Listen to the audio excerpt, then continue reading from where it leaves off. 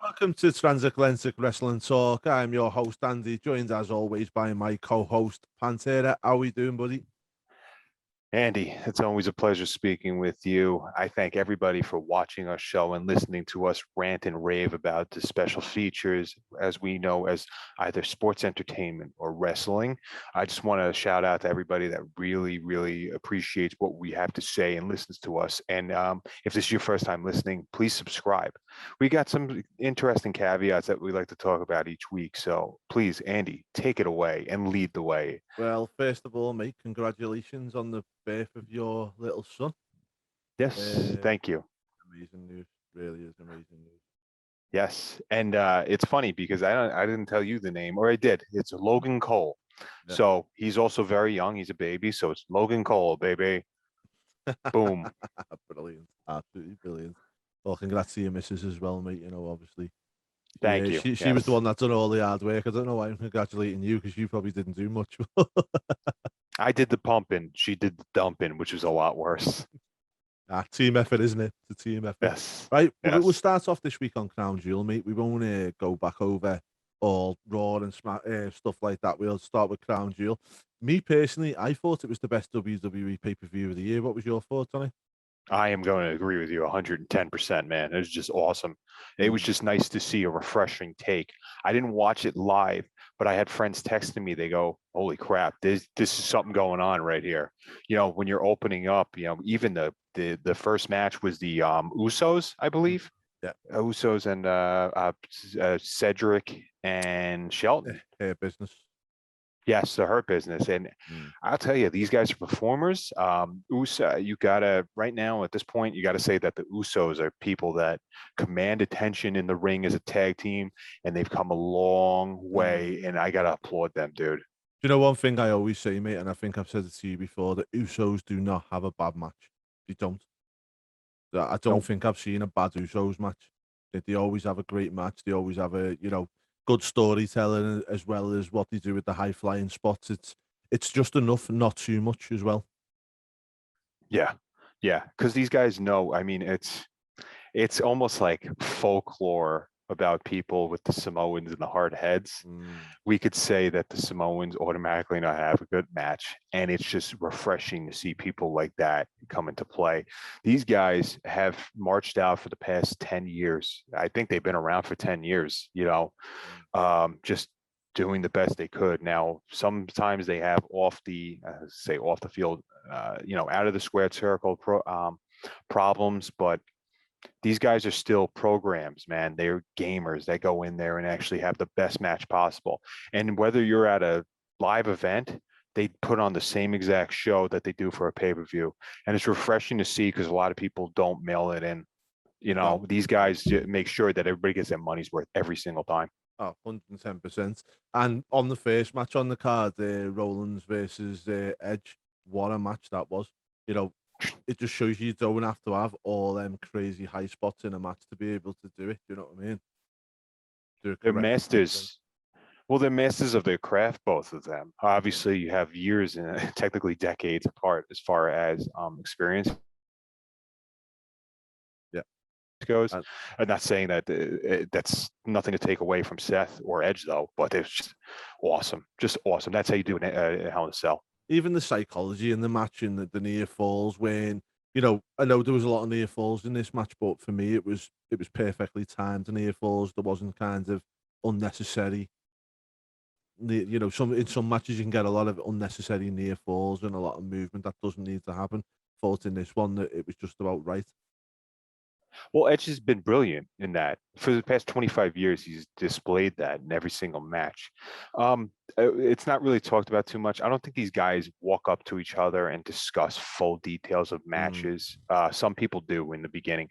But if these two somehow do and converse things, I can imagine that the conversation would flow just as easily as you and I having a conversation where you go off of that and not disagree. I can't see these guys disagreeing with each other's spots. I could see Seth saying, you know what, after that, what if we do this? And Edge goes, that's brilliant. Let's do this. Not saying that they do that. Not everybody does that, but I have a feeling that they really do. They listen to each other and react in the ring appropriately. It's amazing to me. Yeah. And Awesome I tell match. you what, the finish was just fantastic, wasn't it? With the curb stomp on the chair, I thought it was brilliant. Really original finish, and I thought just the whole match was just great, wasn't it? Full stop. Even the bit where I think Seth went for the curb stomp and he just put the chair there. Thought that was just dead clever. Stuff that we haven't seen before, which is what we want, isn't it? We're all marks Mm. for callbacks when it's played correctly. And here's one in general that sometimes you just look at the littlest emotion and you just go, man, this works so well. And Yeah. these guys do that. They exemplify that. Yeah, and then other matches on the card I want to discuss. I'm not going to go through the whole card. Mansoor versus Ali, I thought was a fun little match. That Saudi crowd just love Mansoor, don't they? They love the Tarek Hamdi guy more. Yeah, I know. Do you think you'd see him signing with WWE? What's your thoughts on that? Why not? Why not? That way, they'll have a lot more people. Like, actually, maybe it'll get some more attention. Mhm.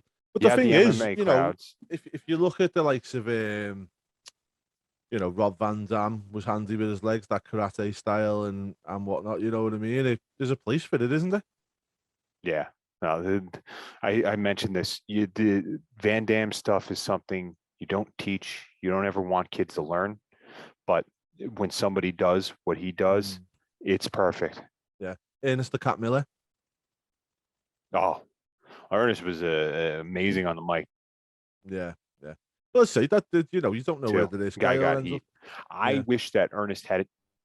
I wish that Ernest had more of a WWE career. Yeah, me too. I thought I would have liked to have seen him in the WWE. I thought it would have been a good show. Queen's Crown and King of the Ring tournaments come to an end. We had the right winners, really, wasn't it? You knew how I felt about Woods. I thought that I wrote that article for WrestleBuddy. About Woods actually should be the winner, and this is what you do. Well, you're on track. You made one person happy at least, and I think sky's the limit on what you could do. The potential with that. Zelina Vega has more of a visual presence, being a queen. She promotes herself. She looks damn good. She has these outfits that, and she turns heads. Dewdrop would have been a great character as a queen. I don't think Vega has that character. She already is a character, but I think you're gonna have to put some kinds of knights with it, or you're gonna have to put some kind of faction around it, aren't you? With Dewdrop? Sorry, with Zelina. Oh yeah. You could do it with like Carmella could finally have somewhat of a decent job, Do you know what I always look at with Dewdrop? And I was thinking this before the final happened, and if they went the way of Dewdrop and they went for that, was Alice in Wonderland, the Queen of Hearts. Oh, That's just what awful. That's what I thought of. I thought, like, off with their head, huh? Yeah, you could have done something along those lines, couldn't you? Oh, that'd be great. It would be like marking your territory, like, hey, get rid of this person, just paint them red. Yeah. Oh, brilliant. Yeah. Why aren't you writing for them, man? Oh, mate, should be, I'm telling you. Main events we'll go to now. Obviously, Big E defended his title in a good little match. Obviously Drew taking one on the way out and going to SmackDown. Then we had Roman versus Brock. Again, really great match. Really great match. This is the best storyline on TV for wrestling. This is the best thing going in the past 3 years. The intrigue is there, and the way they left it made so much open for interpretation. And this is wrestling, folks. This is what we pine for, and the question that we want answered still hasn't been answered. And that's what I love about this. Yeah. And the thing was as well is, like, they done it so well where Heyman threw the belt in the middle and, wasn't too fussed on the Usos interfering. But at the same time, you know, we could be sitting here now asking why the Usos didn't interfere if the referee was down. Why wouldn't he? Yeah, especially in a no DQ match. Yeah. Well, obviously that's their tribal chief, isn't it? So why wouldn't I he? think they double booked themselves into what's that? I said, you know, he's their tribal chief. Why would he not come down and help him? Right, but aren't they like? It was no DQ, right? Yes. No, it was. It wasn't the no DQ. Was the Goldberg Oh, Lashley match? okay. Oh, okay. All right. So that makes sense. I got that mixed up. Yeah. It's been a long week, my friend. But yeah, no, I remember like watching that range draw What? that range dive over the top rope. That was a when Reigns just dumped himself over the top rope. That was just impressive, wasn't that? It was, mate. It was.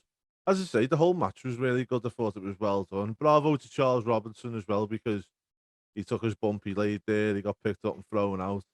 You know, if that was Aubrey, she would have had to hit two people with a stunner before they moved on to the next bit. Yeah, and then showed off her nail colors. Yeah, fuck Aubrey. Yeah, please go fuck yourself, Aubrey.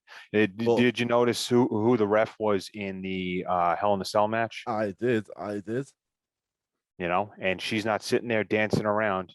You know, But do it you know was what just tells me everything I need to know about that referee? I don't know what her name is. yep. Do you? No, but I'm gonna Mm, yeah. learn it and I'm gonna give her a follow. Yeah. But the thing is, Yeah, does she need, I'm you gonna know, does she need to be followed? I mean, obviously you can't follow her, but what I'm saying is she's not trying to go, ah, look at me, look at me. exactly. You know, Aubrey's just all about herself, man. I think she did a little bit yesterday too. Yeah. And also, I I think just at the end of that match, I looked at it straight away and I said, they're definitely doing Lesnar Reigns at WrestleMania, aren't they? yeah, You with know, Heyman on a pole. yeah, not wrong with that. Put him in a cage or something like that would be good. I think if seeing how wrestling history is, I could see where Heyman gets incapacitated and then comes back at Mania and helps whoever win. Yeah, yeah. Oops, did I give away something? I don't know. Maybe, maybe. Well, we move on to SmackDown now. Just for the triple threat for the girls, I just want to Mhm. point out there, it almost was very Performance Center-esque. How slow they were moving just to nail their moves. I wasn't a huge Mm. fan. A lot of people liked that match. No, no, I I don't didn't. know. I thought It it was was just too kind much of go high through the spot, nothing. motions. Yeah, and the spots look good, but let's point out that Bianca Belair is one of the most talented women we've seen in a decade. Yeah. Okay, so we move on to SmackDown. SmackDown picked up where Crown Jewel left up, which is nice to see as well. I like that. I like the fact that that pay-per-view ended, and then we come in. Roman Reigns obviously starting to say about his days as Universal Champion. We're on 417 now. Um, Reigns called into question Heyman's alliances again, and said the special counsel isn't doing a good job. He is though. You know, he's doing a great job in my eyes. He ran down the list of stars he beaten, continuing with the latest. He whooped Brock bad. So he's tweeting it now. Reigns laughs off the Beast's latest threat. He refuses to leave ring until Lesnar meets him there so he can whoop us out for the second night in a row. Yeah, Reigns comes back from the break. Reigns still in the ring. Lesnar comes in, obliterates Reigns, obliterates the Usos, throws all the crew about. And then after giving all of his destruction, he just stands there. Adam Pearce comes out to Adam, not General Manager Pearce, comes out and says that he's endangering the well-being of the crew, suspends him indefinitely, which obviously means Brock can have his time off that he needs with his contract, and Brock gives him an F5 and gets off again. So yeah, we probably won't see Brock now till around Royal Rumble time potentially. Yep, booking 101, folks, and maybe he'll win another Royal Rumble. This was the right thing to do. Get him off TV, set a precedent, maybe have somebody come up and potentially go against Reigns, like a Drew McIntyre. Uh-huh. Well, that's going to happen, isn't it? 100% going to happen. It has to, right? I mean, that's what you want to see. That's a match that you want to see. Yeah. You know, You know what? I feel sad about Drew. I feel really sad about him because WWE owe him a moment. They owe him it massively for what happened with the pandemic, and it's not their fault. The pandemic, sorry, that's not like they owe him for that reason, but it's like they owe him a the championship pop. They owe him to win in front of the crowd and get all that stuff. And it's kind of like at the moment, I'm looking over the next like 2 years worth of WWE, and I don't really see where he fits into the title picture apart from getting fed to Roman.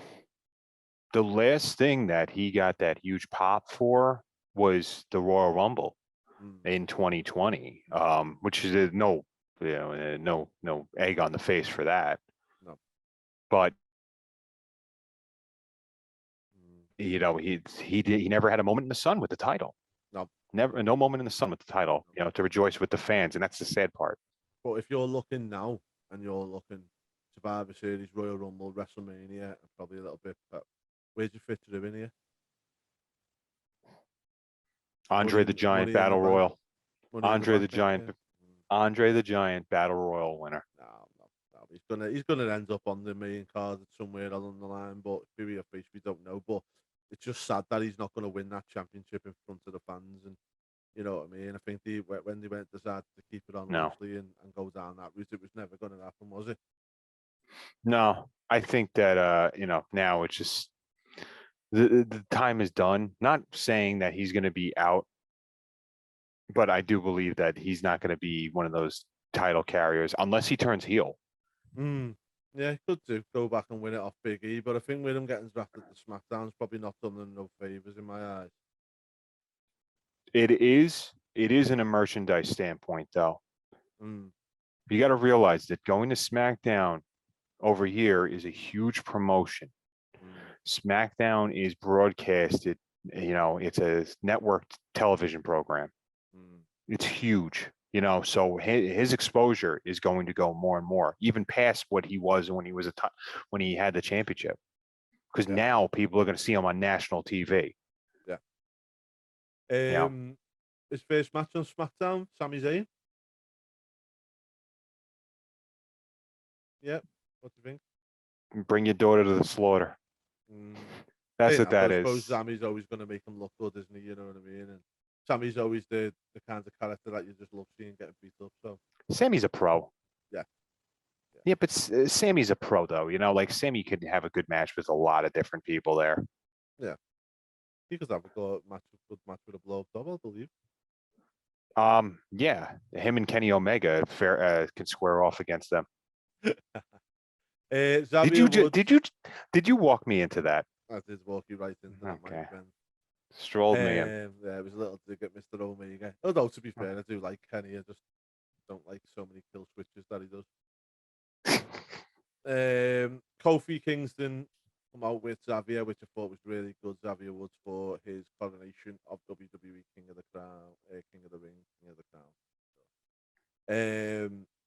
King of the Crown Jewel. Thought it was awesome. I'd love to see Kofi being the kind of jester here. He already is. Yeah, the one who throws the pancakes around and that, isn't he? So why wouldn't you? I mean, the New Day were court jesters, so Yeah. anybody could take on that role. Yeah. Like I said, Xavier Woods, if he turned heel, it's going to be a great thing for the business. Yeah. Mansoor versus Ali next on SmackDown. Yeah, we're just getting another Saudi Arabia match. Nobody cares. Yeah. Nobody cares. There's no ninjas there today. Hit Row debuted on SmackDown, and they come up. Dustin Lawyer, Daniel Williams provided the opposition for Scott and Top Dollar in a squash match. Good for them. Yeah. I'm glad they got that new check. So they got a check for that. They got a payday from Top Dollar. I like the way that they used enhancement talents here, though. Do you know what I mean? Rather than bringing in putting them against anybody straight away and just bedding them in a little bit, which is nice. Now the rumors are that they're all going to be part of it. The same faction still. They're not splitting the faction up, but Top Dollar's the one that WWE are going with. Why would that be? What have you seen that made you go, this guy should be, skyrocketed? Yeah. What have you seen out of him? He can talk, I suppose, and he's a good, but I don't think he's up that top end. You know what I mean? No, that's because you got Odyssey Jones. You have Odyssey Jones in NXT. You have Keith Lee, who could probably do moonsaults around this guy. Yeah. Bearcat Lee. Bearcat Lee now, isn't he? Yeah. Yeah. But as I say, we'll see how he gets on. Corbin defeated Nakamura, which was cool. I think like now Happy Corbin's back at the top of his game and stuff like that. And he's gone back to the person who took his crown and started on. He got the win. Yeah, all right. You know what I mean? We're seeing this a lot, though, aren't we? It's just they're playing this out to death, though, I think. The problem you've got is once you get rid of so much talent, is you're going to have recycled matches constantly. This is why back in the old days when you had Superstar of Wrestling Challenge and stuff like that, and a bit like they did with Hit Row in that one where they had enhancement talent that just to get the guys out there and they'd squash them and whatever else. That's fine. Do you know what I mean? We should see more of that because unfortunately they haven't got the talent pool now to swip things round enough without having to revisit it again. And look at bloody Roman Reigns and Brock. I mean, don't get me wrong, it means more this time, but in my eyes anyway. But they shouldn't be having to revisit so many things so many times. Yeah, but you're throwing away matches. I think like, okay, a couple weeks ago, you and I we didn't discuss this on air, but Dana Brooke was in a match, correct? I forgot who Dana Brooke was in a match with. And Corey Graves said something about how she's had her moment in the sun, or she had TV time and she's never been able to capitalize off the TV time. Yeah. And, it's like, okay, well, it all depends though on what you're doing, and first of all, he's one to talk. Yeah. This is a guy. He does me head in him, Corey Graves. No, because I don't think he's that good. They call him a heel announcer. He just shouts and then just makes fun of the other, like Jerry the King Lawler would actually have witty things to say. Yeah. And now even if you he's just like, Saxton sucks. That's all you hear. Yeah. Even if you look at Heyman and Taz, they both were the same, weren't they? They'd have like something to say about somebody or something to say about the situation, in a heelish manner. Bobby the Brain Heenan was the king of it, wasn't he? He was just correct. So good. Absolutely. But Corey Graves will never be that. No. So I don't need, but we don't need Corey Graves to tell people, all right, well, this person sucks. She's got to do something otherwise. Like, first of all, who are you? Yeah. You're a failed wrestler who got hurt all the time and now somehow have a career doing play-by-play. Okay. And you're criticizing other people. Meanwhile, your own girlfriend sucks. There's nothing. Seriously, if you're starting a federation, who are you going to take? I would give me Dana Brooke because Dana's got a look, over Carmella. Carmella, dime a dozen, dude. I'm sorry, but. And do you know what? Dana's very athletic as well, isn't she? Do you know what I mean? Yep. Well, as I say, I never forget with him. Who was she teaming with for a while? Mandy. Yeah. She was with Mandy Rose for a while. Yeah. I think there was a point when they were looking on putting the tag titles on them. It looked like anyway, and then they circled away from it for some reason. But, yeah. Right. Next one, Vince. we done the one thing that I was really worried about: the championship exchange ceremony. Lazy. I've just been reading on What Culture Wrestling then, yeah. That on the what's called it, the after the ceremony, right? If you watch on the ceremony, Charlotte throws the belt on the floor before Deville makes her pick it up. And then Becky throws her belt on the floor. Now apparently when they got backstage, Becky went at Charlotte because apparently that wasn't meant to be the thing. And Becky thought it was Charlotte. Apparently Charlotte wasn't happy with Oh God, with the exchange of ceremony taking place, because she said it devalues the title, the championship. Do you know what I mean? But she's apparently that like, but then she decided to go out on her own and do that. Not surprised by that. Are you? No, not really. No, no. And you know, you got people. You got too many egos in the room at this point. I don't like big time Bex. To me, is just so fake. I don't think like she was actually kind of working like a heel, a good heel, when she was doing the in that Saudi Arabia match. But this whole exchange is just lazy booking. That's what it is. Have a match that means something and you give it to somebody else, you know? Not like, why is Rhea Ripley with a superhero? Did she lose? I guess when she lost her bags, she also lost her common sense. Just sad me, really. It you know, because they have talent there, and AEW should wish that they could have some of that talent, you know. And I'm sure they'll pluck it away, but they don't know what they'll do with it if they ever get it. But you're just throwing away titles, and you're throwing away moments just to appease who? Charlotte and Becky? Come on. Yeah, I know.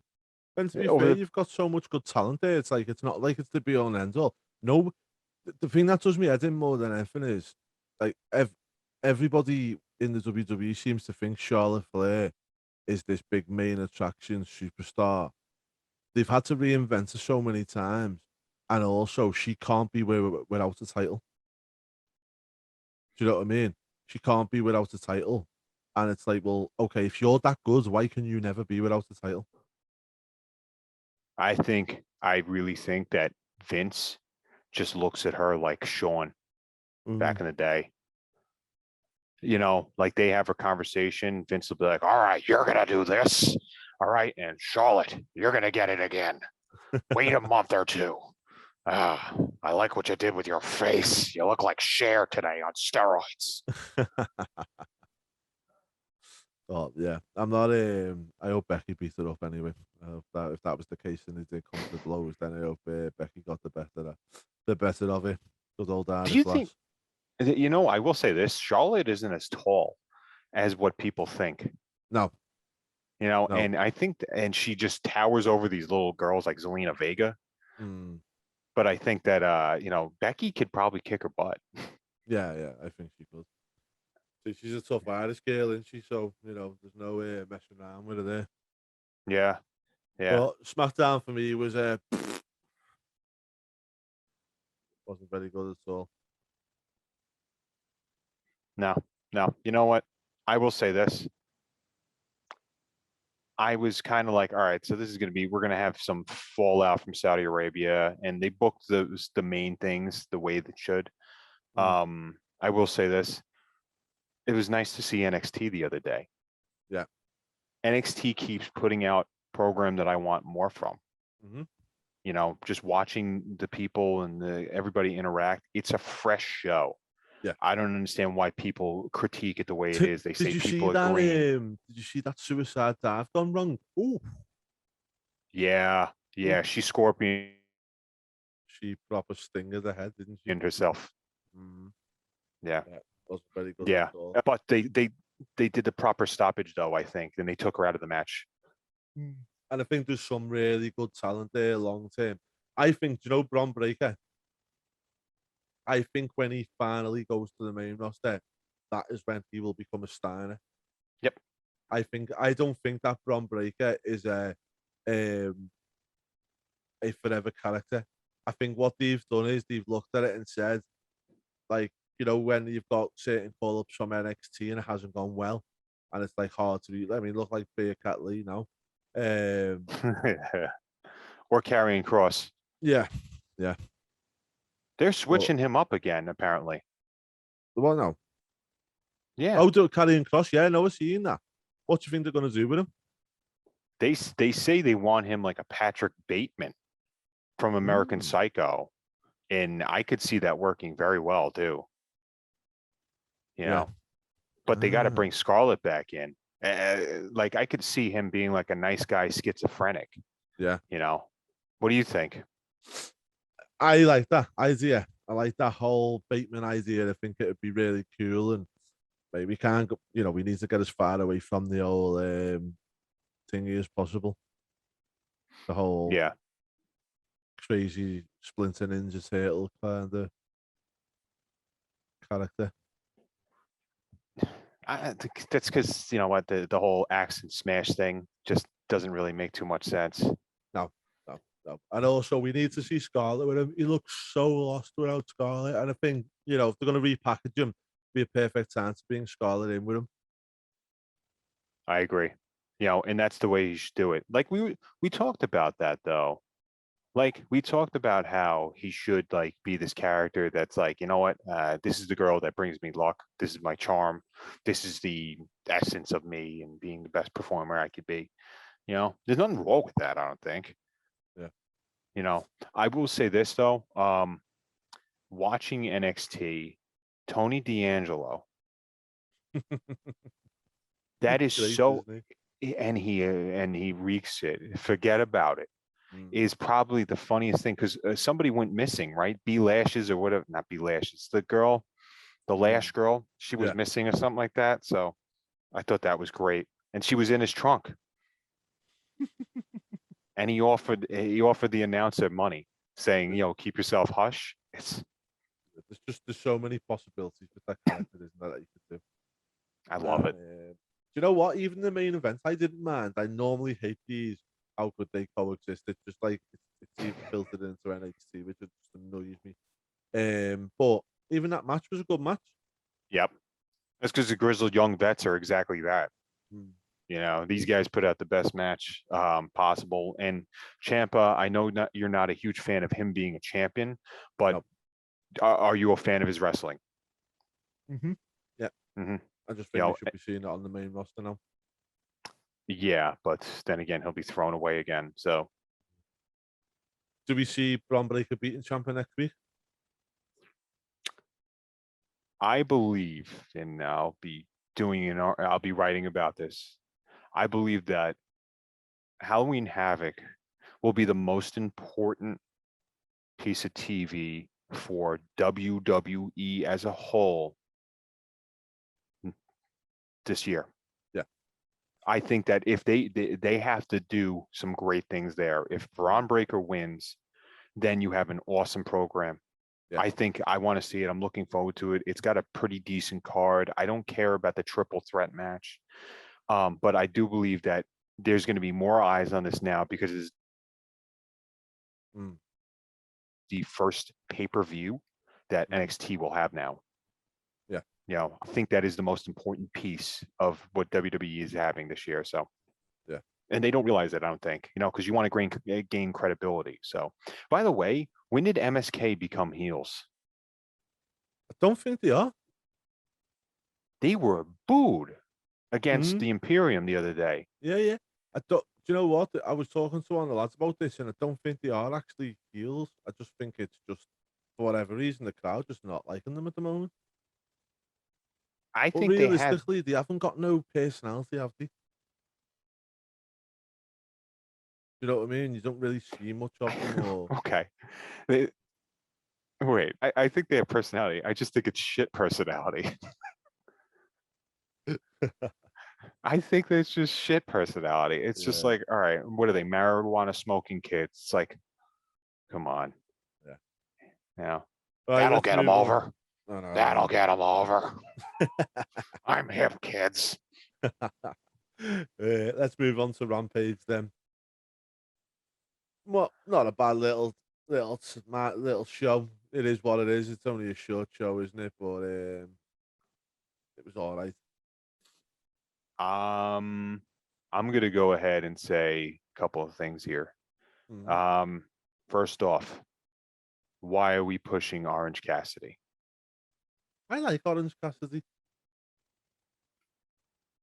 Why would anybody ever want him to be a champion holder? I think what they're trying to do is see with this elimination tournament, yeah. I think Yes.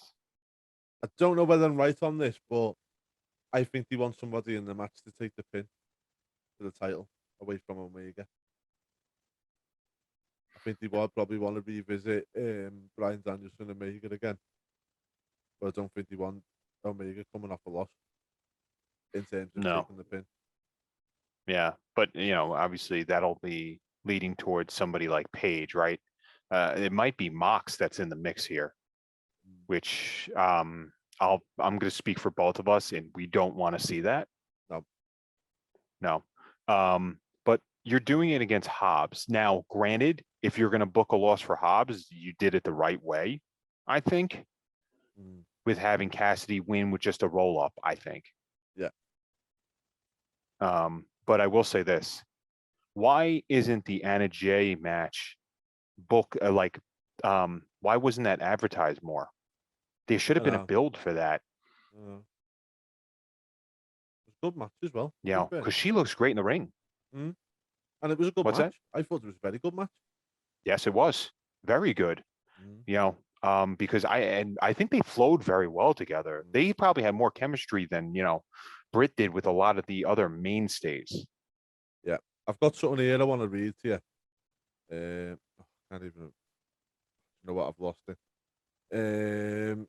Before I seen a video about, a post somebody had put up about women's matches and WWE matches. And they're saying, I think it was WWE matches was 63 matches with 30 something clean finishes. AEW's was since August, they've had 22 women's matches, all coming with clean finishes. Now, the only average minute between each match was WWE's average minutes per match was 6, and AEW's was 7. So when you get people going on slamming WWE regarding their not doing the women right and doing wrong by the women, it's like, well, okay, but AEW not that doing that great themselves, in my opinion. I understand where whoever wrote that's coming from. What are you trying to what are you trying to legitimize then? Let's say, first of all, not every match for a woman has to go into commercial. Not every men's match has to go through commercial. Okay. You look at the talent that you're also putting out there. I don't want to see Penelope Ford go 8 minutes with Big Swole. No. So you're comparing apples to dildos. Okay, but you want to see Selena Vega versus Carmella go 9 minutes? You worded that in a very nice way. Okay, in wrestling.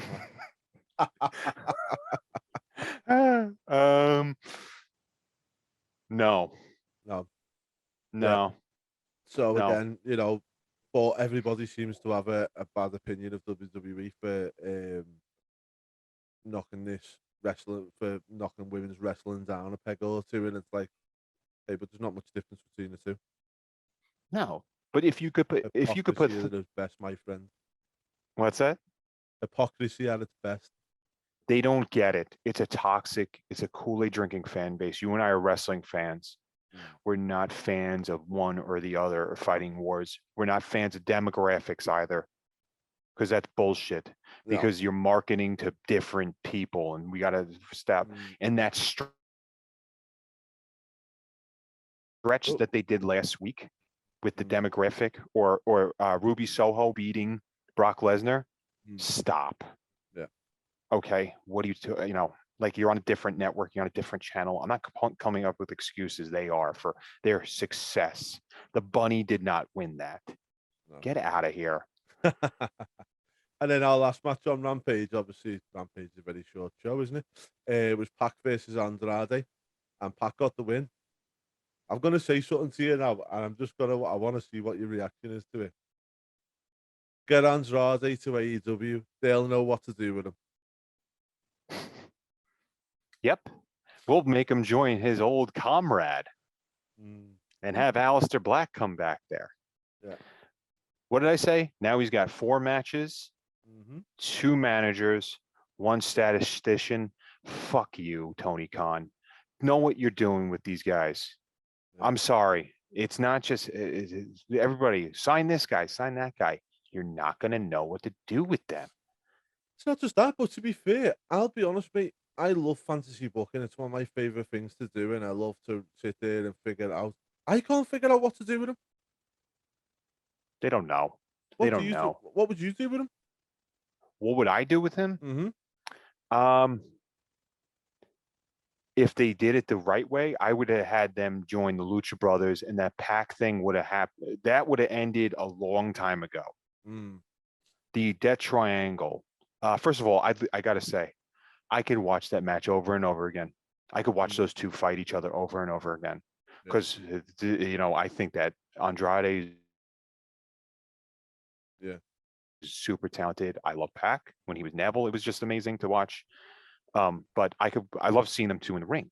And Jericho and Ricky Starks were saying that too. By the way, get Jericho off the booth.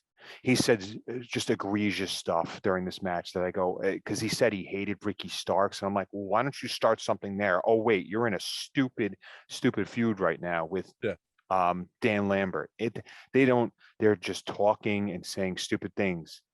But that's a callback for later on when they work with each other, right? Yeah. Get out of here. But why is Cody and Alistair going after this match again? Just why is Cozy and Alistair still a thing? Oh, Malachi, because Arn Anderson found his gun. All right, pal. Well, I think that's our week. Yeah, wrestling pretty much, isn't it? Yeah, there was something. So there was a quote that I saw the other day, and I took a picture of it. And we have a lot of different wrestling views on there, and people and views. And this is a story from Perry Saturn. All right, now obviously, why am I saying this? It came up the other day, and I loved it. So it's about Bret Hart's first day. Okay, so he said at WCW. So Saturn says it's his first day in WCW, and I'm walking in the building with him. We're talking. All right. In WCW, guys like Hogan, they had their own dressing rooms. So they're walking down the hallway, and we get to our dressing room, and there's a sign on the door that says Bret Hart. He goes, "What is this?" And I go, "That's your dressing room." He goes, "Come on, get the fuck out of here." Okay. So Perry Saturn goes, "No, it's your dressing room. We'll be down here. Hogan's over there." Bret looked at him. He says, "Don't ever fucking do that to me again. I'll dress with the boys." So Hulk Hogan is also a piece of crap, but it just goes to show you how where there are some people that look up to Bret Hart and want to be like him, and he's just a class act. And 25 years later, I wasn't the biggest fan of his back in the day, but as I watch him now, I just know he's not just an acquired taste. He was probably the best I'll ever see live. Yeah. First event I ever saw was just a house show, and he beat Undertaker in like 96 and 97. It was really cool. Did you see that guy just saying about Hogan? Did you see that guy on Twitter with the Hogan's live, best of Hogan's lies? Yeah. It's the best. Good. Like when he wrestled 400 days a year, and he did it in Japan. Yeah, because he was traveling back from Japan to the United States. He gains a few extra days. Yeah. It's like in Superman. It's like in Superman. He rewound the world so much that he went back in time to wrestle more. Yeah, and also what was the other one was Elvis. The Make-A-Wish. Elvis was a big fan of mine. Elvis never saw him. Wait. Elvis died before he actually made it round to Memphis the first time round. I liked when when he said that he went to go do a Make-A-Wish Foundation for SummerSlam '92 in the UK, and Hogan wasn't even booked on the card and wasn't even there and didn't make a wish. He wasn't even in the UK, was he? Yeah, it's probably fans go to Alan Cheap Shot on Twitter, and he has a whole thread of the Hogan lies throughout the years. So good. So that's why we love Twitter, folks. Sometimes it's stuff like that. All right, guys. So we're going to wrap it up there then. So thank you very much for joining me and Dale as always. Dale, congratulations on the birth of of your little baby boy again. Thank you very Um, much. hopefully I'm going to get a present over to him shortly, mate, as well. And guys, make sure you leave some comments and say congratulations to Dale. And that was our weekend wrestling, mate. Lot happened, lot didn't happen. One thing I'll just finish on before we go is the Saudi show. It's a prime example of how you don't need title changes or anything along them lines to make a show good. It was a really solid show that nothing happened on, and that made it great. Yeah, I agree. Now, Yeah, you know what? Sometimes you just need to go out there and just have these great matches. And sometimes it's not about the end. Most of the time, it's not about the outcome. no, You know, and sometimes especially with less is more. yep. And smart marks like us just care about how you do your job. Yeah, that's it, isn't it? Well, guys, don't forget to like and subscribe to the video. As we say, thank you very much for people who are watching this video. Um, we don't get a lot of views on our videos at present, but we're building a following all the time. And one thing that I am noticing that is a lot of you are watching the videos right the way through. So thank you so much for that. It's really appreciated by me and Dale. And obviously, let us know some comments. Get some comments out to us. We'd love to get you more interactive with you in the show as we go on and stuff like that. So anyway, guys, until next week, from me and from Dale, take care, and we will hit the like and subscribe button, and we will catch you same time next week. And Take I care. will do more finger motions like this and that.